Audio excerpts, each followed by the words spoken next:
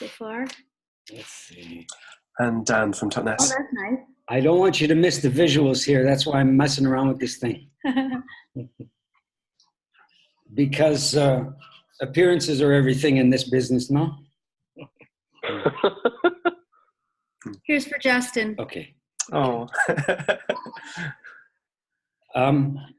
So I don't want to fritter away anybody's precious minutes of life, because that's one of the underpinnings of this undertaking, is that we watched a really bad movie at the farm about a couple of months ago. And at the end of it, one of the guys looked up from the wretched piece of film that we watched, and he said, well, that's 2 hours I'll never have back. So I'm at all costs to avoid any kind of sensation like that.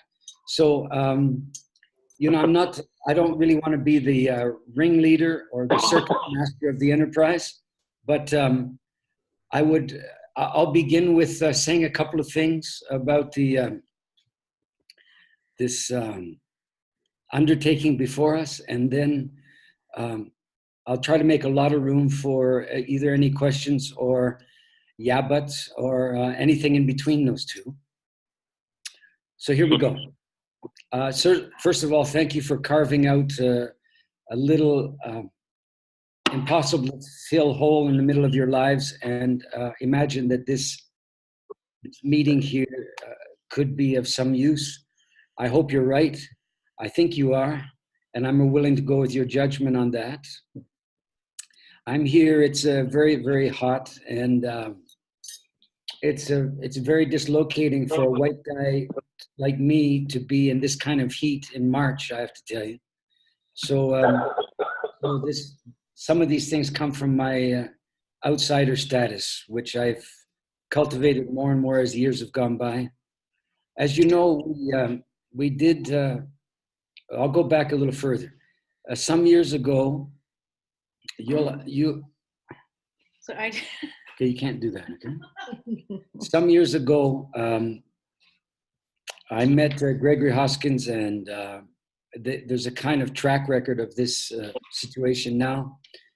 In case I forget, I want to tell you that Ian McKenzie, who's made a couple of those short films that are on the Orphan Wisdom site, was funded about 6 or 8 months ago by a provincial organization to make a short film about the Nights of Grief and Mystery tour. The next to last cut of which I saw last night and sent him some notes about it. It's extremely good. And wouldn't it be something if it was available to you for quote unquote, God forbid, marketing purposes? But it turns out that it's only available once the funder receives it and broadcasts it in July. So that's not very helpful. But excuse me, I've just been talking for 3.5 hours with a guy about his book, so I don't have much voice left.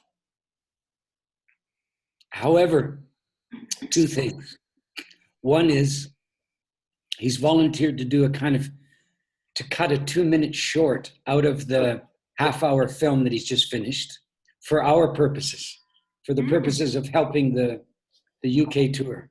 Cool. The other possibility, a more likely one, is that Gregory Hoskins, who has some facility in these matters too, he put together a kind of trailer or teaser, they call it, not a word I like, but a trailer for the tour that we did in the States and Canada last fall. And he's proposing to use a little bit of the film from Ian and augment the one that he made, which will be much more available to us much quicker, I think. And I think that'll be available within 10 days to 2 weeks. So you'll have a little more than you have now.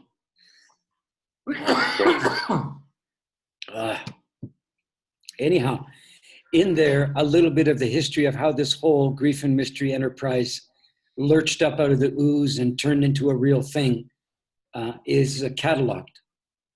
And very briefly, to give you a feel of the lineage of what you have, with some questionable judgment, attached yourself to, goes like this. So we met, and I don't know which of us thought about it first, but it suddenly seemed like an impossible but good idea that we combine the things that we were capable of into some kind of form that neither one of us had ever seen before. And I mean, what a strange instinct to have, but that's what happened. And we did a kind of one-off thing in a local library. And I remember looking across at him and thinking, well, this can't be the last time for this, whatever this is. And it went from there to within 6 months, we were touring Australia, New Zealand, and Tasmania, he and I. And he basically was doing, playing guitar and trumpet, but he was also building a lot of loops, which I learned more and more about as we were going along, to establish a kind of soundscape that he could perform within and that I could interact with, and so on. And it was, I think, by most people's estimation who were there, enormously successful as a little funny little two-person how should I put this? A project without a genre. That's what it was. And I know we looked at each other halfway through the tour, which was 25 cities or something like that. And as you do when you're on the road like this, we got exhausted and exhilarated in basically in equal measure. But I remember we looked at each other about halfway through and said, same thing. This can't be the last time we do this, because we're mysteriously at the beginning of something that hasn't happened yet. And you could feel the tendrils of it growing out beyond what we were actually doing. And it was a marvel to be in on, because we weren't really I would say the authors nearly as much as we were the passengers who had some job to do on the train. And it was and remains an enormous privilege. And then we, and so that became an enormous operation. And it was about, again, 25 or 28 cities, which I don't know if that sounds vast to you or if that makes you feel like the UK part is a kind of junior iteration of it. I assure you that it's not, because basically it is the same.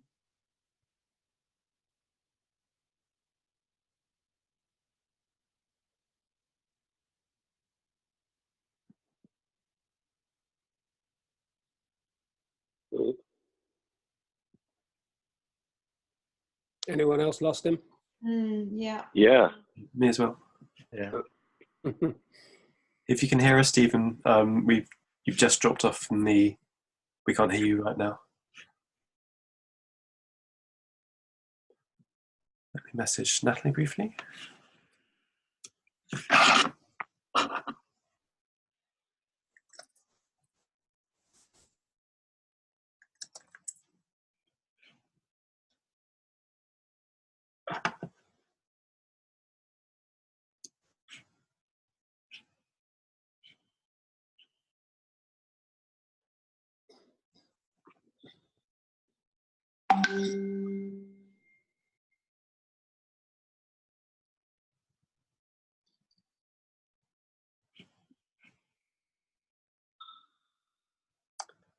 Can you hear us, Stephen?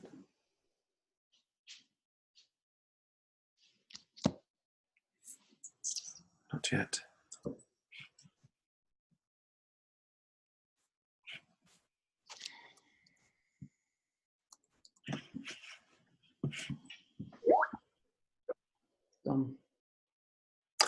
Natalie's restarting it for us.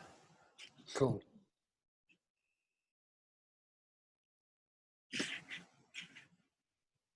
Excuse me. Oh, there you are. There you are, Steve. Okay. All right. So what you have here is Mexican technology at its best. So this could easily happen again, and we have no control over it. It's happening out on the street, or I don't know what. So maybe this will oblige me to. What's that? Steve, hi. Yeah. I was just going to say, can I ask everyone else to mute their microphones, because it's flickering in and out and it's kind of meddling with the sound. So I'm going to mute mine now. Yeah. Okay, you've all been Okay, yeah. chastised on the sound thing. Very good. Shall I continue then? Maybe I'll try to be brief. So one of the things that we found was that the local organizers were actually pivotal to the operation, not ancillary to it. But the other thing we found is that the local crowds, who came, why they came, how they were when they did come to the shows, pretty much was a faithful representation of their relationship to the local organizers. Believe it or not, it was tangible and it was discernible and it was there every time. That's to say that most of the events turned out to be kind of, I called them love letters that the local organizers were writing to their home communities. And we were the language that they were using to craft their love letter, we on the stage. And that means that when the people came to the shows, they had opened the love letter and their coming to the show was them writing back. It became very obvious that that's what it was. And that's why I say that the local organizers weren't simply people who were, making the arrangements and so on. They basically crafted the kind of sensory and emotional and sort of psychic container that compelled people to come. And it wasn't really much that we did until we were actually there. And so in a real way, that's a tangible partnership as we experience it particularly in North America. And that was us working with 25 or so people. So that could be a madhouse. And from the detail point of view, it often was a madhouse. And occasionally, given the various reasons that people agreed to become these local organizers, sometimes there was, as you might imagine, kind of an influx of feelings that somehow demanded an enormous amount of attention and cooing and so forth like that. And, I don't say that with any chagrin. I simply acknowledge that when people plow themselves into something, there's lots of things that motivate people to do it, And from what we've seen, the vast majority of those things are not only honorable and well-intended, but enormously effective, as I said a few minutes ago. And of course, occasionally for all of us, there's this kind of frayed edges of either our personal lives or how things work out, or whether we feel that we've been entirely understood and heard and acknowledged and so forth like that. And when that comes in, of course, things get a little hairier because at some level, this is a strange kind of little non-lucrative business proposition that we're in on, that nobody's going to be able to retire upon the proceeds of. Not us, not you, obviously. And so we've all had to find other reasons to do it than some kind of payday, including even in the, quote, emotional payday that you might imagine and probably will ensue from doing it. In other words, if this is a love letter to the place that you live, and I hope somewhere in there you find it to be so, then, and if you've ever written love letters before, and even though I can't see you too clearly because I don't have my glasses on, I'll bet you're the love letter writing type or have been. Then you know that writing a love letter is in many respects its own strange little reward. And if it never comes back, if it comes back unopened, if there's no response, it really doesn't diminish either the letter or the love of the thing. And even though we all have hopes for some kind of reciprocal deal when we open ourselves up like that, it's not always so. And grown-ups know that. And grown-ups somewhere in there understand the writing of a love letter as its own mystery and the part of the proceedings that we are responsible for. And what happens subsequently is in the realm of the mysteries or the gods or the worthies or whomever. And I think it's a fine thing for us and for you to imagine that the part that we play in this thing is our part to play. And we don't really know at the end of the day what's going to be made of what we're willing to do. From the performer's point of view, when we get up there 2.5 hours later, the best part of what we're capable of has appeared. It's happened every time. And for all of that, we know that it's most of what we hold dear has appeared. And for all of that, there's no assurance for us of what will become of those things. All we can really do is entrust the people who've come with what we hold dear and then kiss it goodbye. And then, move on to the next night, which is a kind of survival strategy, but it's a real thing too. And I guess I'm saying as a kind of emotional orientation you might have to what would be considerable labors on your part, that if you were able to see it also that way, as kissing goodbye something that you've really put yourself behind, then you have an opportunity to deeply believe in what you were able to do, regardless of what happens subsequently. And it's in the nature of these kind of things, I think, to have that kind of beggar's faith about it all. So that's one thing I wanted to say to you. And I hope you can hear in me kind of hitting the ground running with this and talking as clearly and as candidly as I am about it. I hope you can hear in it the concerted gratitude that we have here on the other side of the ocean for what you're doing and what you will continue to have to do to make this thing work, really on behalf of partly of what you believe in and whatever your personal motivations were, but just as much on behalf of what we're trying to do, even though you might not have a clear sense of what it is. I don't know if you do or you don't. I'm not sure that we do. We rely sometimes on these little movies to see ourselves in action and to wonder again about where this comes from and what has animated us so thoroughly that we've cast aside every conceivable financial responsibility and undertaken this instead. The last time we did it, and this time as well, if I remember right, as you might imagine, there's considerable expenses that begin to accrue way before there's any income. And when everybody looked up when this was starting to happen, everybody looked at me and says, "So what do we do now, boss, about all the bills that are coming in since we haven't sold a ticket?" And the answer was that I had to underwrite the whole thing. And I did so to the tune of, best as I can remember, something like $160,000 of my own money to keep this thing afloat before there was a ticket sold.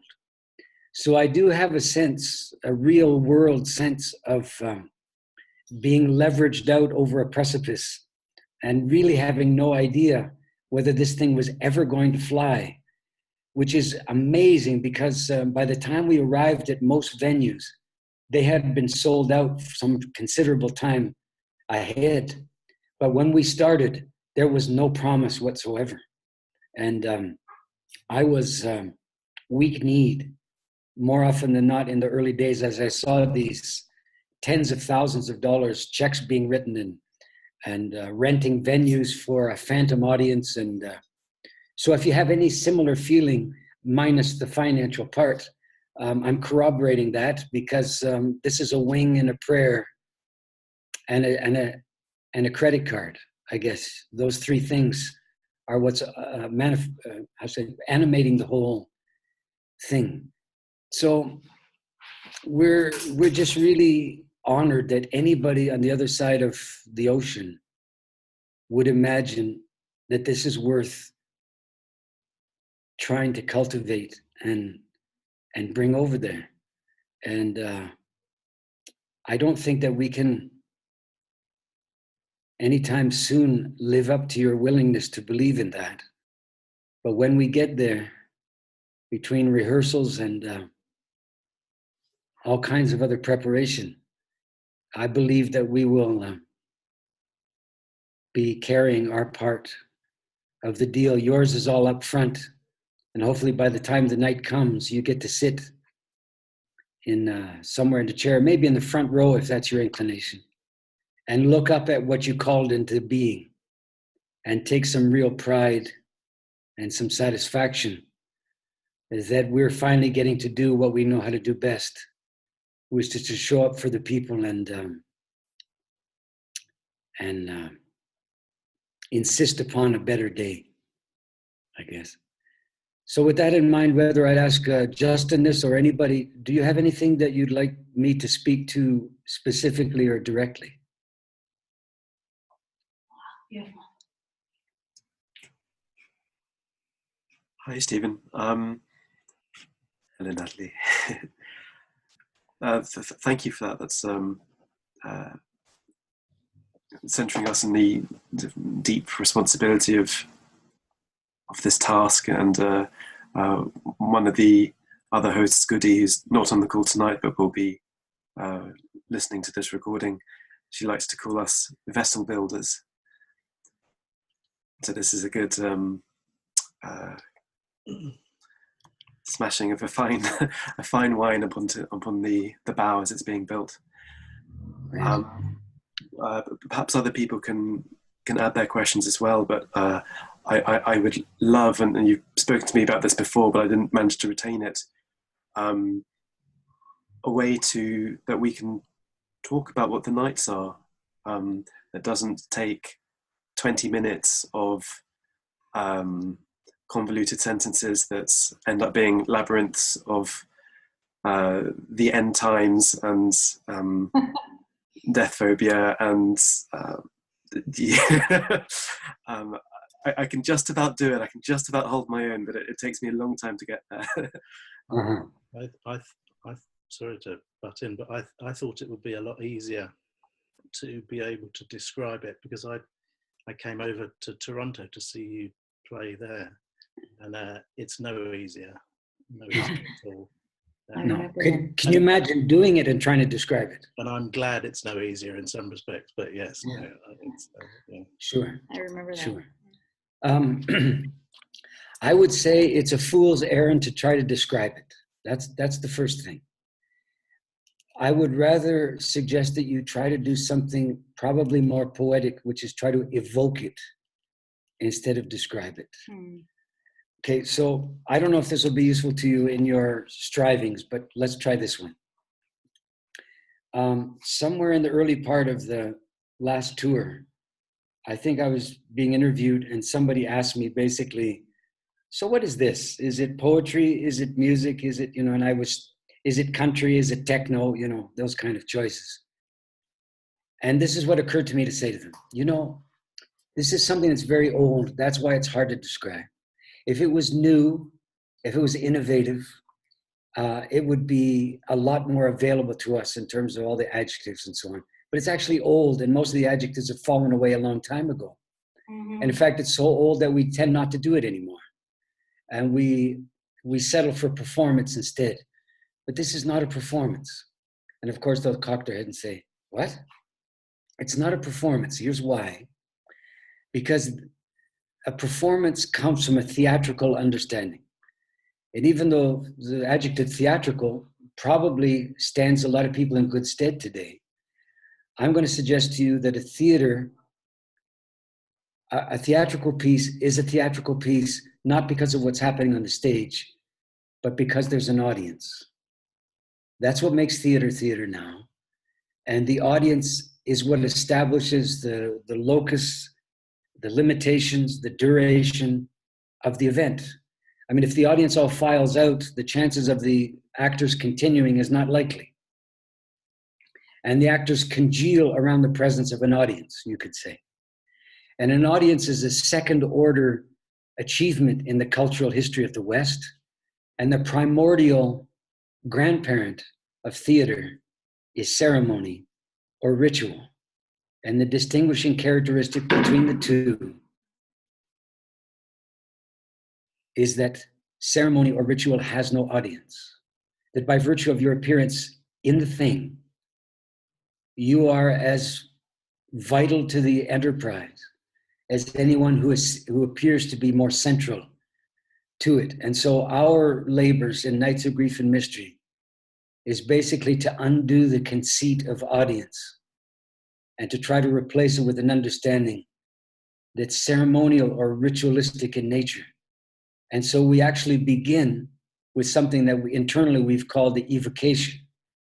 And this is to literally call to our aid and benefit the dead, though I don't call them this, ancestors of all stripes, primordial local gods, and all the rest, denizens in the rafters, and the whole thing. That's how it actually begins. Now, who does that in a scripted, performative, theatrical piece? Well, not many would be my guess. But in a ritual or a ceremony, who does that? And the answer is anyone who knows what's good for them does that. The first thing you do is ask for help. And the first line, if we're going to continue with it when we come to the UK, is this. I say, welcome friends, for friends we may soon be. Friends are forged on the dark road heading out of town, and we're headed there. Now I'm speaking to the people directly. And when I do that, I'm not pretending that they're there and having these off-camera moments with the band and so forth. When I do that, I'm saying we need all the help we can get because this is as much for your people as it is for ours. Now, how you say that in 20 seconds will be your noble challenge. But I have found that, at least as an understanding, to be enormously important to my own thinking about what I'm doing and why and what I choose to talk about and all the rest. It's an event. I think the posters and so on are available now, aren't they, Natalie? Yeah, they're posters. Everything's up on our website that's contributing now to your advertising efforts. It's all there, and there's a pretty cogent and pretty brief description. No, an evocation of the nights right on the poster and certainly in the website. And you're obviously free to borrow or crib or paraphrase or misrepresent anything that you read there. And that's one of the reasons we wrote it. It was with you in mind and with the impossible task of trying to give prospective customers an access to something that hasn't even happened yet. Well, I mean, we're all in the consumer world, right? And sometimes I think you give the consumer culture a fingertip so they don't take your finger. And if you have to knuckle under to the idea that this thing that's 2.5 hours in length and many years in the preparation can be described adequately in 30 seconds, well, I mean, pretend that it's possible, I guess. I don't believe it's possible, nor should anything of merit be obliged to be contained in anything like that. And, serious people don't ask for descriptions. Routinely, in the context of the Orphan Wisdom School, I'm asked by people who are poking at it with a 10-foot pole. They'll say to me, so what am I going to learn? And I say, well, it's entirely your responsibility, isn't it? I mean, you're talking about you. You're not talking about me. So what you learn is entirely up to you. Okay, well, excuse me. So what's going to happen there? Well, we haven't met yet. So you're asking me about what's happened in the past. How useful do you think that's going to be to your decision making? Well, can I have a little extra stuff that's not on the website to help me make a decision? I say, you mean that I can overcome your reluctance by persuading you that it's good for you to come? Oh, man.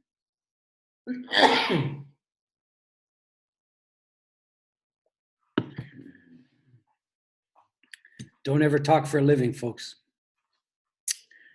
So I say, you know, everybody decides to come to the school based on the same meager information that's on the website. And you want me to talk you into it by making you some kind of unfounded promise that this is transformational or personal or even transgendered, for God's sake, or some kind of trans something or other. Look, man, this thing happens in ordinary time, in the real world, in the wrinkles between our plans. And that's where the nights of grief and mystery happen. They happen in real places, not mythical places. We're not teleporting to some mystical Albion or friggin' mists of Camelot or any other damn thing. We're trying to see if we can plant the capacity to be heartbroken in a heartbreaking time, in a circumstance that doesn't require hardness of heart to weather it. Well, that's not bad. You could say that in 20 seconds and get away with it. And I just came up with that off the top of my head. So I would say, do your best not to feel constrained that anything that comes out of you has to pass by central command here and be authorized.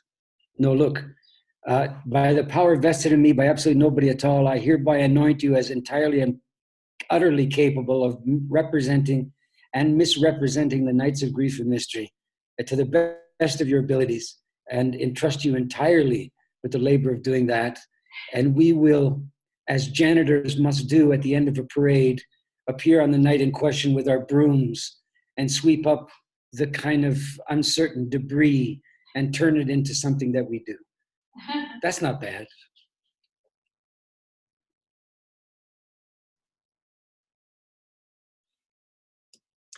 Amen. Yeah, I have another question to ask you, Stephen. Yes. So I take it as it's a given that, you know, what you said about it not being a performance, and that it's a ritual and a ceremony that's happening now before the actual night. But I know the venue we've booked is a venue that's geared up entirely for performance. Sure. You know, you're on a stage.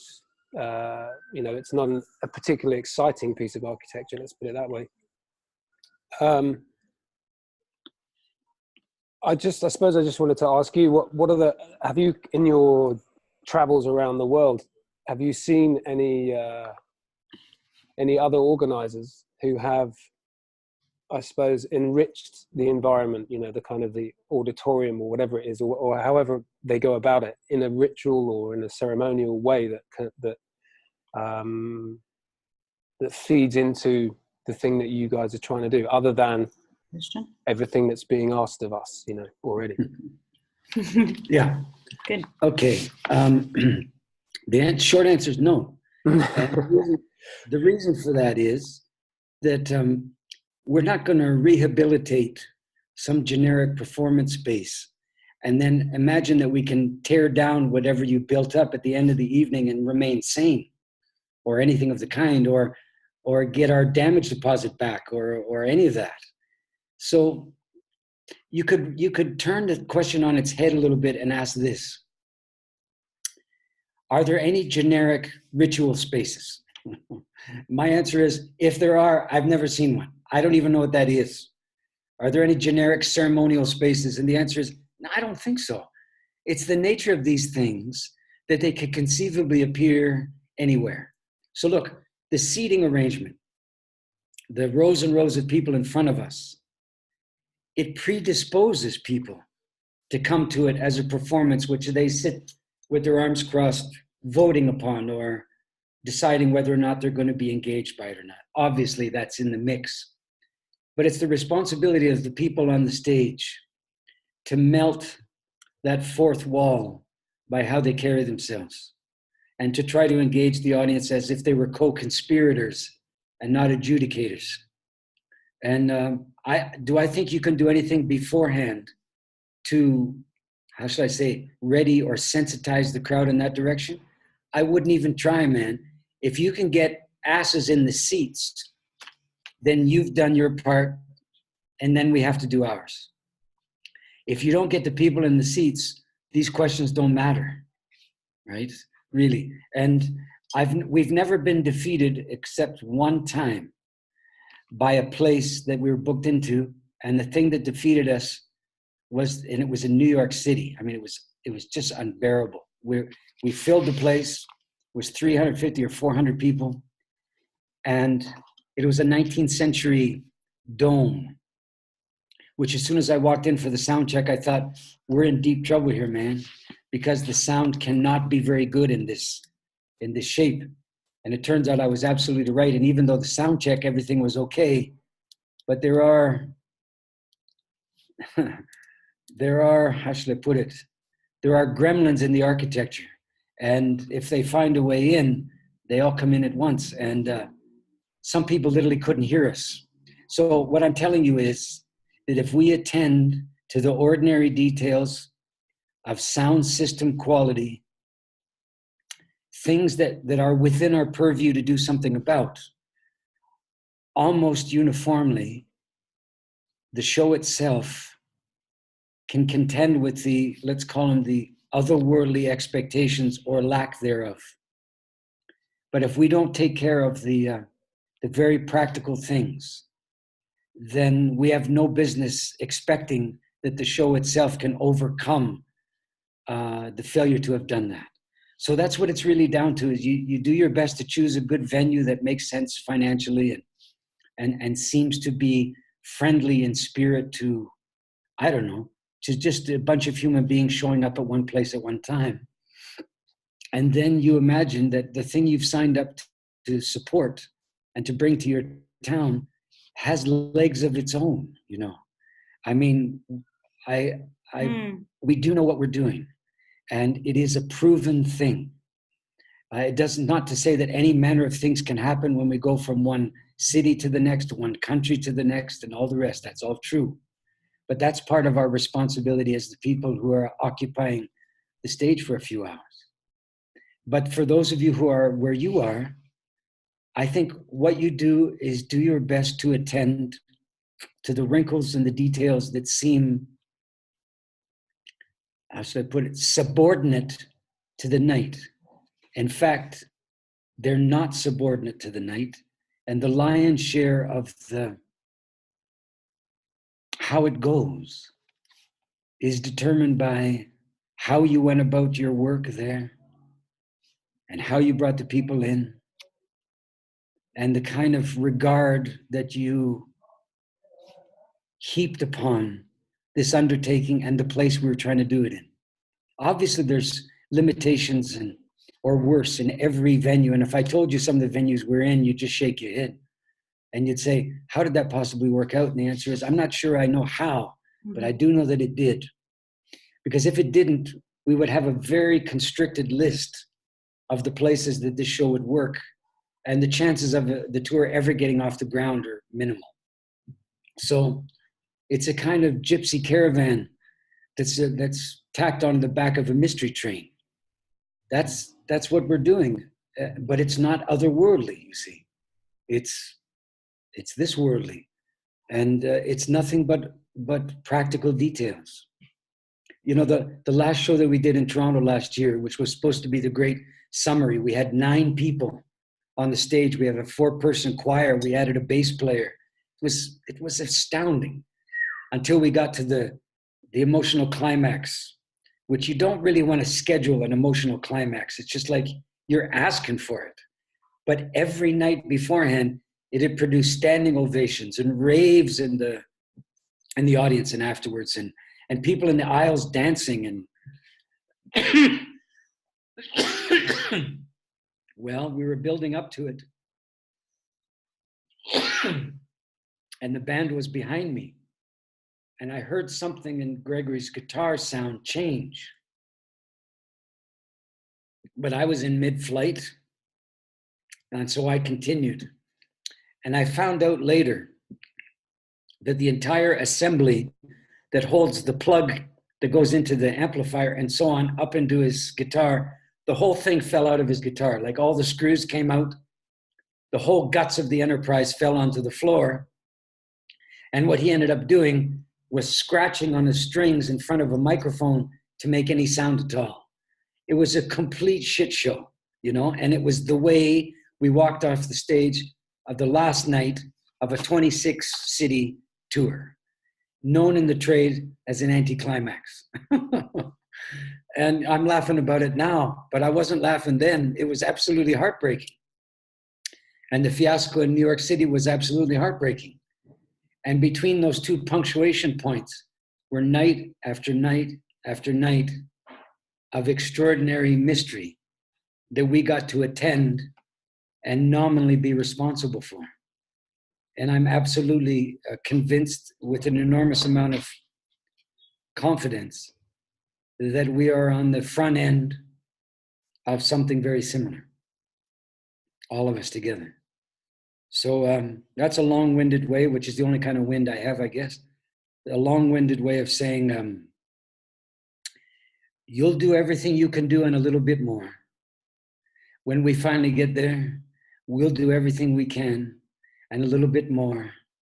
And if we really answer the bell that way, I believe that the gods will be kind to us, as they have been, and that the people will be well considered and will know that they've been well considered and not pandered to and not catered to, but held in particular emotional,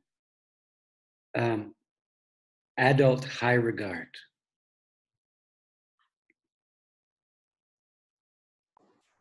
Estás claros. Gracias. De nada.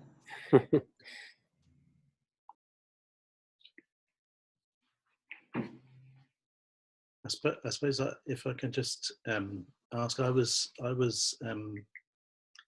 my primary sort of question to you was going to be, how would you describe the evening to somebody who isn't of a mind to understand in some respects?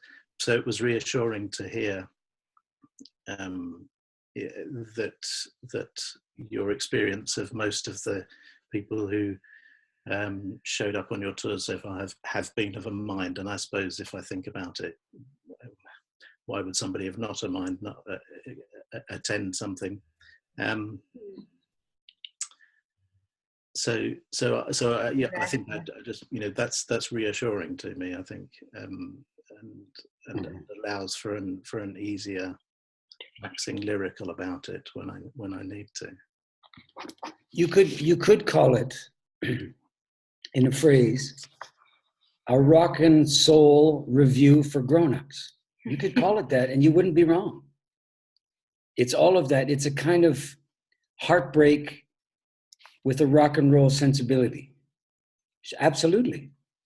It's a kind of soulful, it has this kind of, a lot of times it has that, I mean, nobody sees that coming. You listen to me in any kind of interview, you don't imagine me swaying to any kind of rhythm at all, never mind being funny.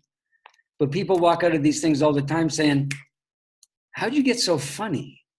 And the answer is, enough heartbreak can get you there. Mm-hmm. So that's what animates the thing, man.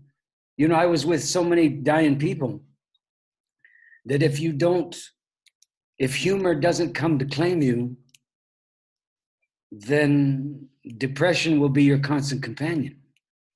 And I've never been depressed a day from what I was exposed to, not an hour. And hilarity is not the undoing of that gravitas. Hilarity is its twin. It's not a distraction, no more than the rock and roll momentum of the evening from time to time is a distraction from what I'm talking about. You know, at the end of the day, this will not help with ticket sales, what I'm about to tell you, but it'll help with everything else. At the end of the day, people who don't want to be convinced won't be.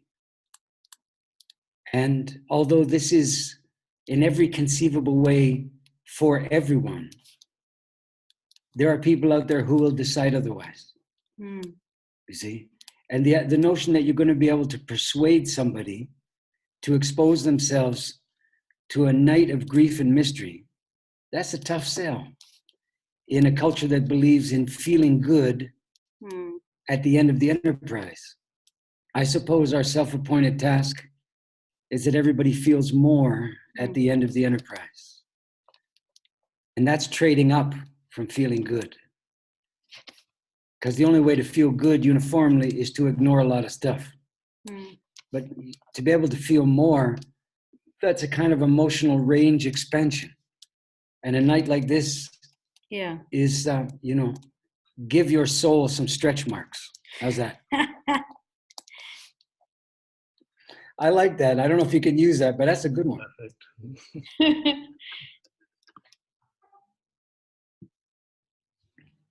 Sorry, but you didn't have, was there a question? I interrupted you. That was no, I was just saying that's perfect. Give your soul some stretch marks. Yeah, let me know how that works, by the way, if you use that. I will, yeah. Sounds like a hypno-birthing kind of, I think so. I think it'll Strap apply line. to the, sorry, go ahead. It sounds like a hypno-birthing strapline. That's all. Love it. There are also interviews you can lead people to. Posted on our website.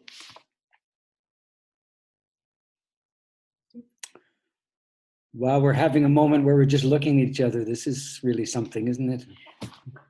This might be helpful. There was an interview that, or 2 or 3, that were posted on orphanwisdom.com. That was leading up to the 2008 tour. That might be useful 18. or 2018 tour. That might be useful if you want to. Like, what are they called? Or do you know anything about them? How would they find them? Well, I could look into them and send you a link. But they're already on the site, aren't they? Yeah, but We can save you the trouble, no? By they just can look on the site. yeah, there's probably some really good things that you said there. I would imagine so. Okay. Natalie doesn't mind inventing labors for herself that are perfectly available to others, as you just heard. But I'm sure there's a small stash of allegations and troubles, on the website in the form of interviews and things like that. And, feel free to just, There was a how should I newsletter. put this? Inundate the non-believers with those particular things. And so you don't have to entirely speak on either my or our behalf. There's stuff out there that hopefully will make it a little easier for you, and maybe it's easier than it's ever been, Yeah, I think so. given all of the stuff that's available on the internet. And even though I lament the bejesus out of the internet, and I just did yesterday with a newsletter that we just sent out, which I think, by the way, it's generated more responses than any other newsletter for a long, long time. And why do you suppose? Because I was calling into question the smartphone. Oh, that'll get people going. Which we were all Anyhow. reading it from. Sorry? Which we were all reading it from. Thanks.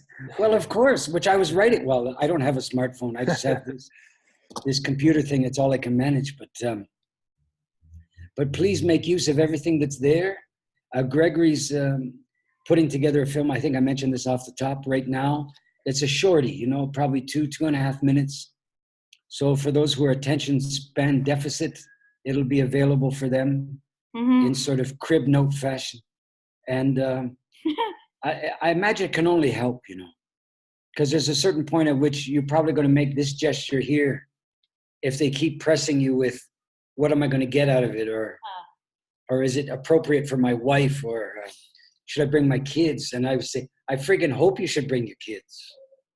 Unless you want them to turn on you when you're old, I think it'd be a good idea to bring your kids. Sure. I have one more question, Steve. Yeah.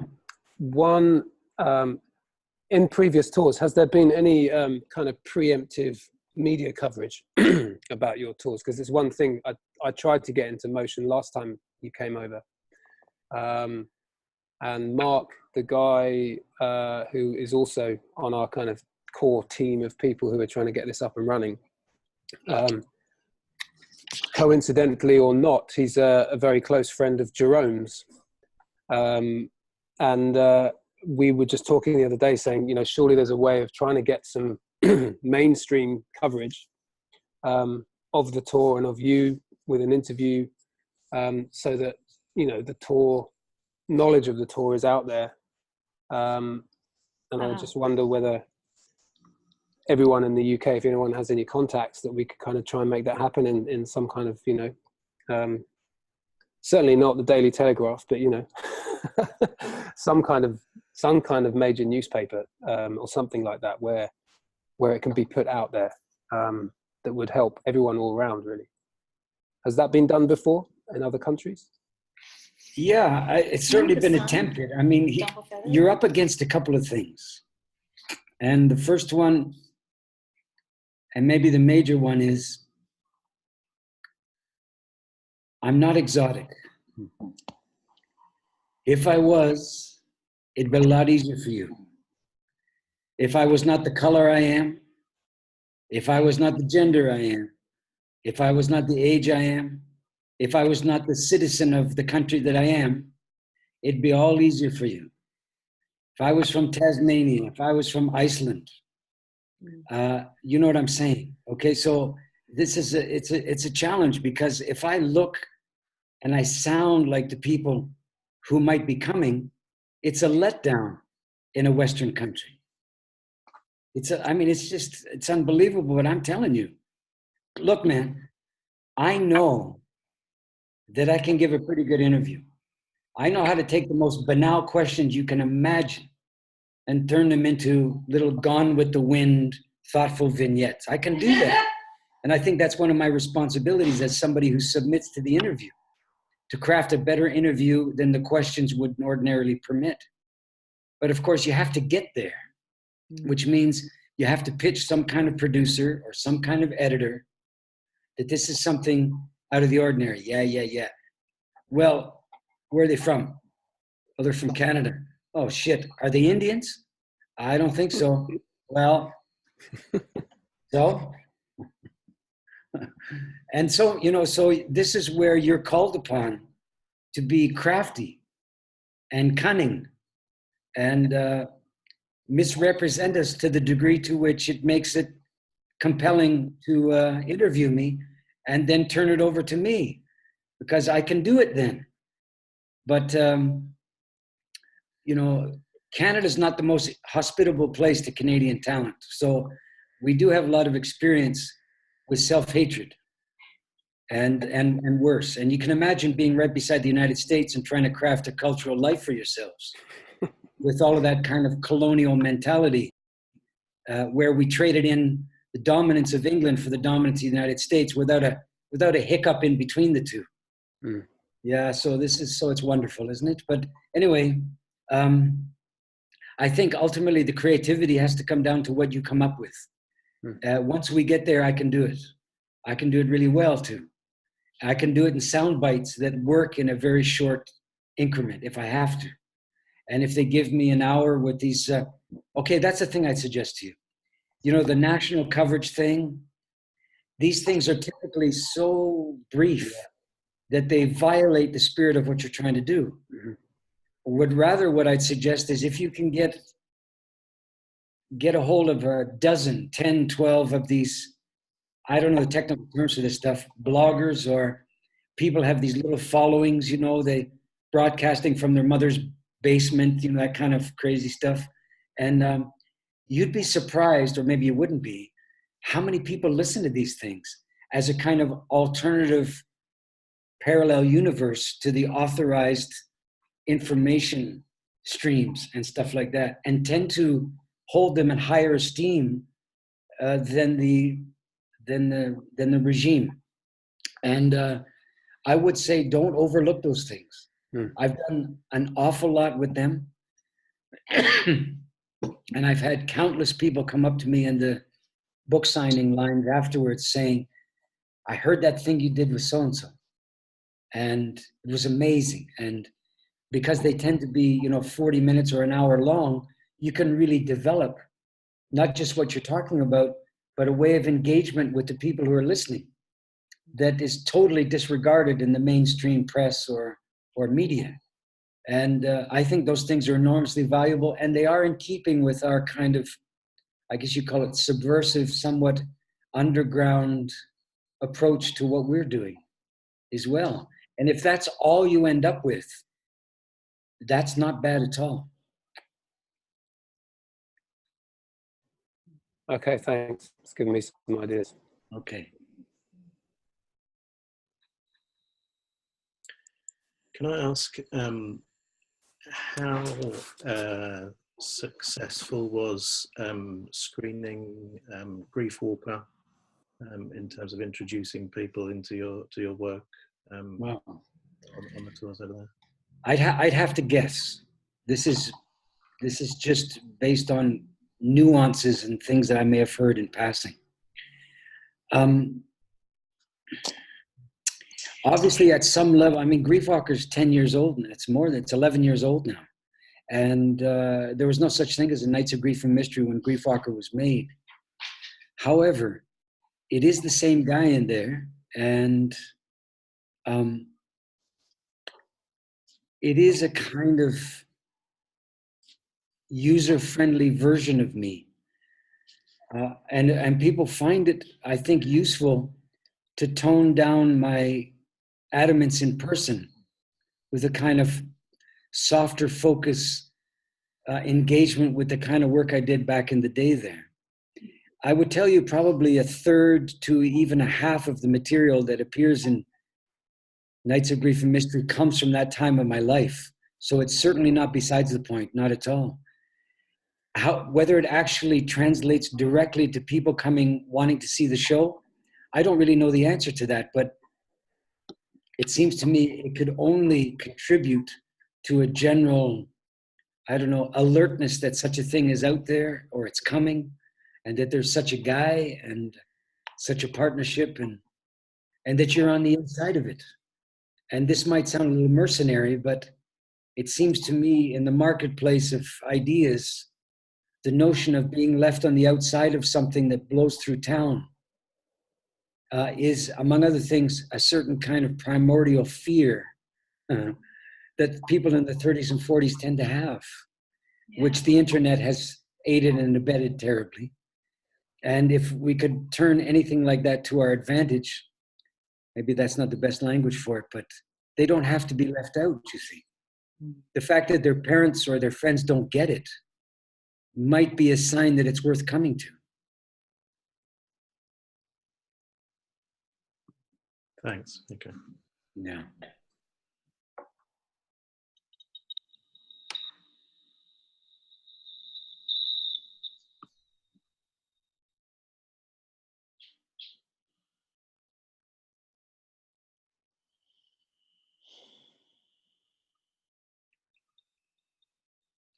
Anything else, folks?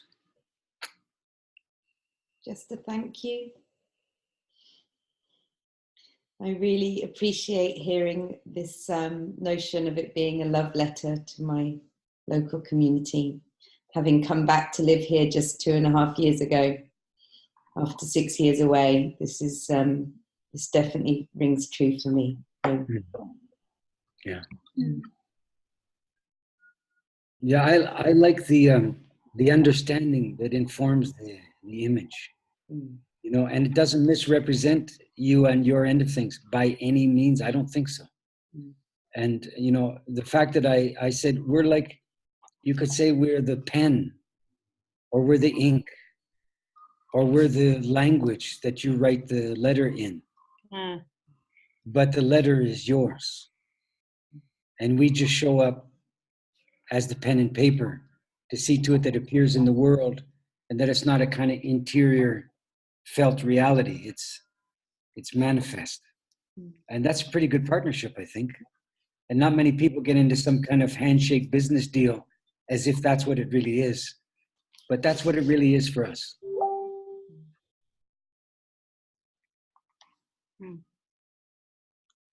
Glad you said that.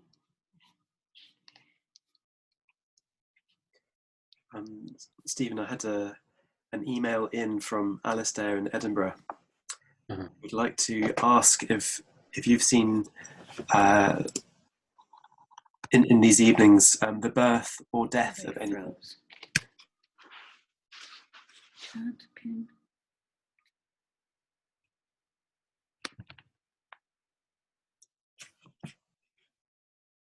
I think we might have frozen.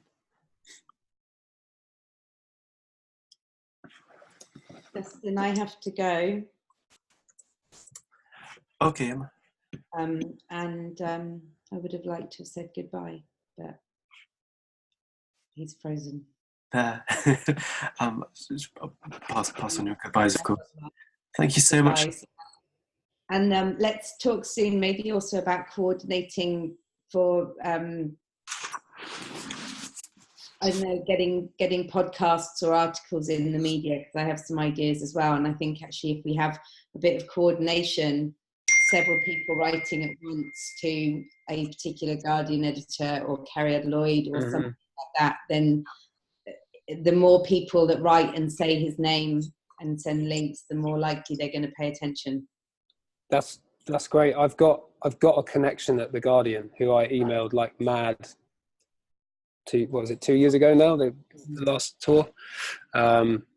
So I think, yeah, why not we just inundate her?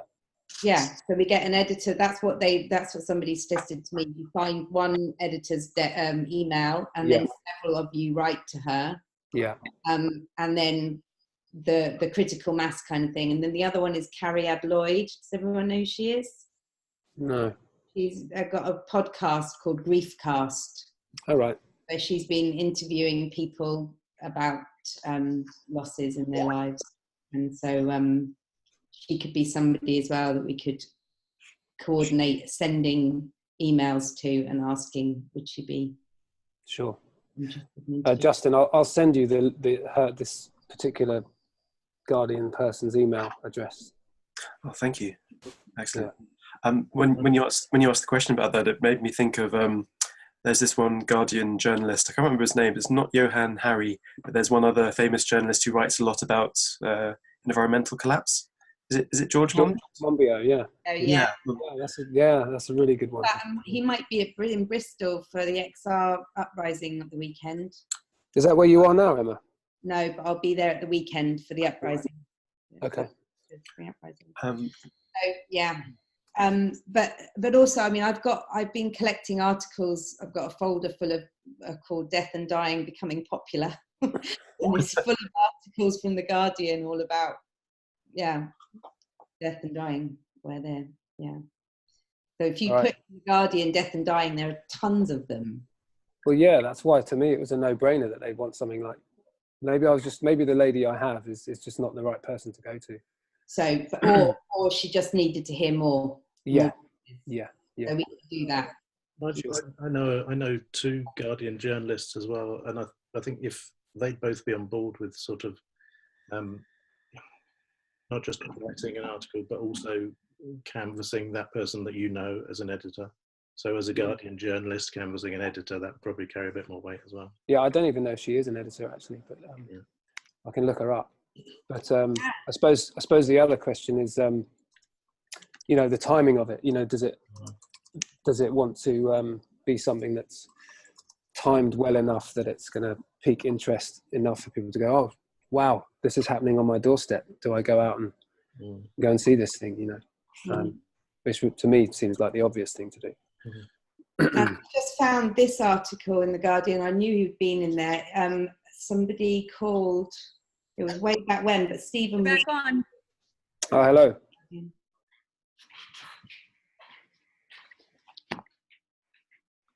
Can you hear us? Hi, yes. Okay, I'll say goodbye because my daughter's waiting for me for dinner.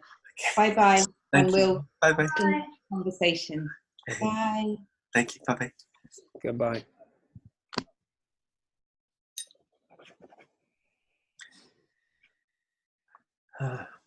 Dan, can you hear us, Dan? Hey, yes, I can. Hello. I'm holed up in bed. I've gone all grotty and snotty today, so I'm listening, and it's been really great. I feel I just haven't quite got a mind bright enough to spark any questions right now. But yeah, I think the main thing that what I'm feeling is just, I think in promoting this event, it doesn't feel at all like, pushing something upon people, or that we're trying to do that at all. I don't feel sort of engaged in that sort of business. It feels, like it's been said in various ways.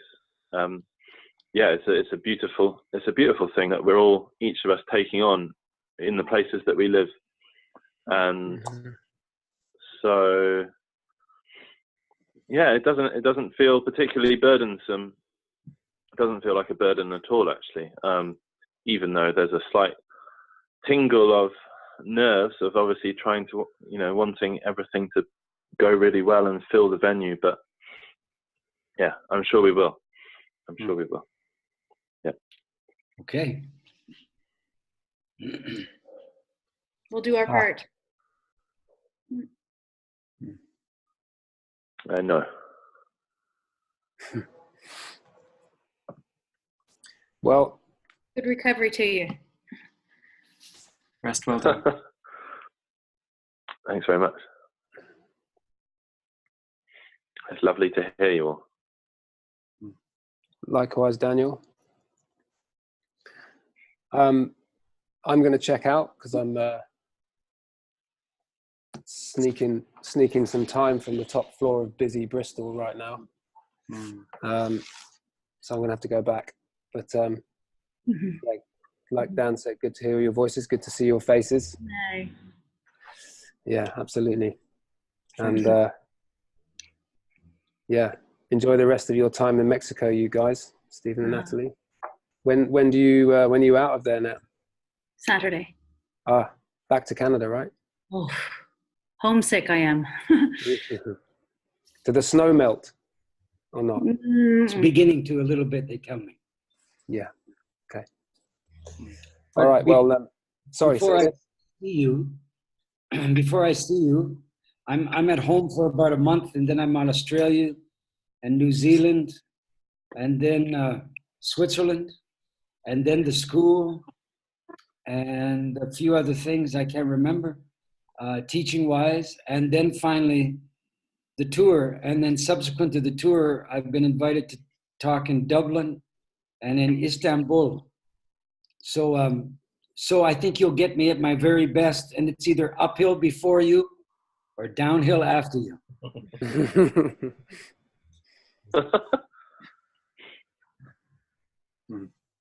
Thinking about your loads. Okay. Well, all love to you all. Thank See you, you. Duncan. Take care. Thanks, everyone. Bye-bye. I'll pass on, of course, the regards of Ruth in Fishguard and Nader in Brighton and Alistair in Edinburgh and Goody in Bristol, who are the folks who couldn't make it, but they've all said they're looking forward to listening to the conversation that we had tonight.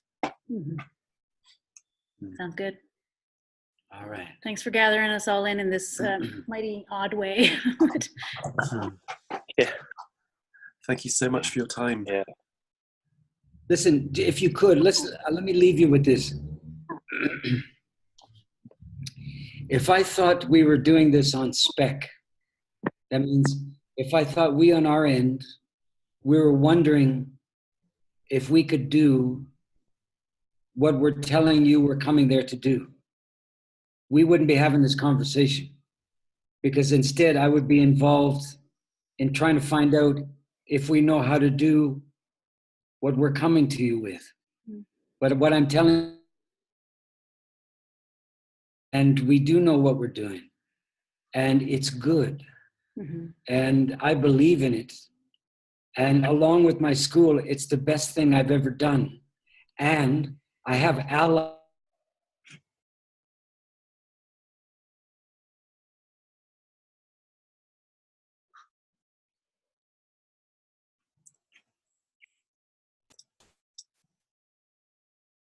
Can you hear us, Stephen? Natalie?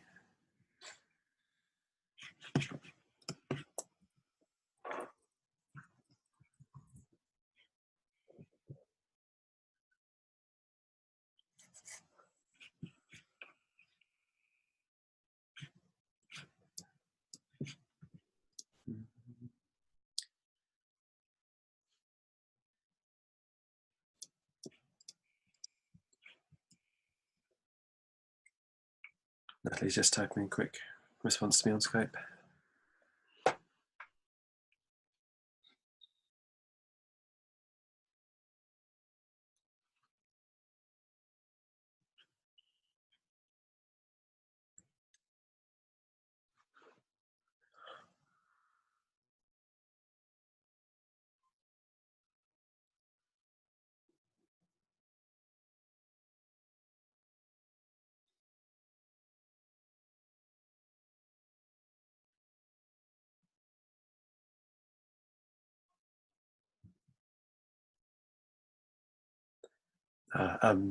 Natalie says, 2 of the 5 band members are women.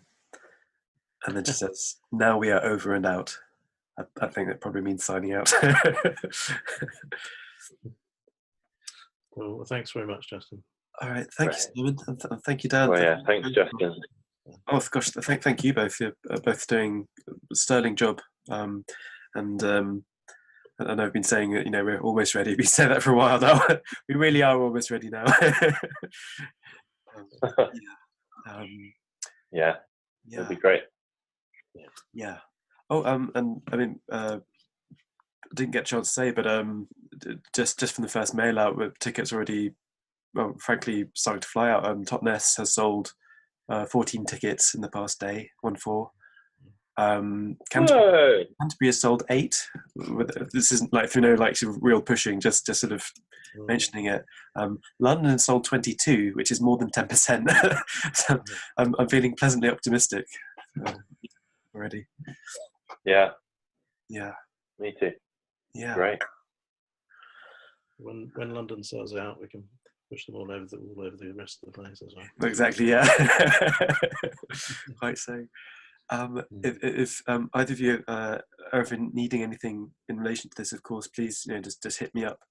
And if I'm ever slow to reply, A, please forgive me, and B, please bother me, because sometimes I just for example, if it's part of a thread, then I might sort of overlook or forget, or just send me a quick text or WhatsApp message or something like that. So it's always fine. Yeah. You're doing a great job, I reckon. Yeah. Oh, thank you. Well, supporting you folk, which is an honour to do. Yeah. Cool. Should we? Okay then. Let's say goodbye. Yeah. Thank you, Dan. Okay. And thank you, Sam. Cheers, guys. Take care. Cheers, you. Bye. All the best. Cheers.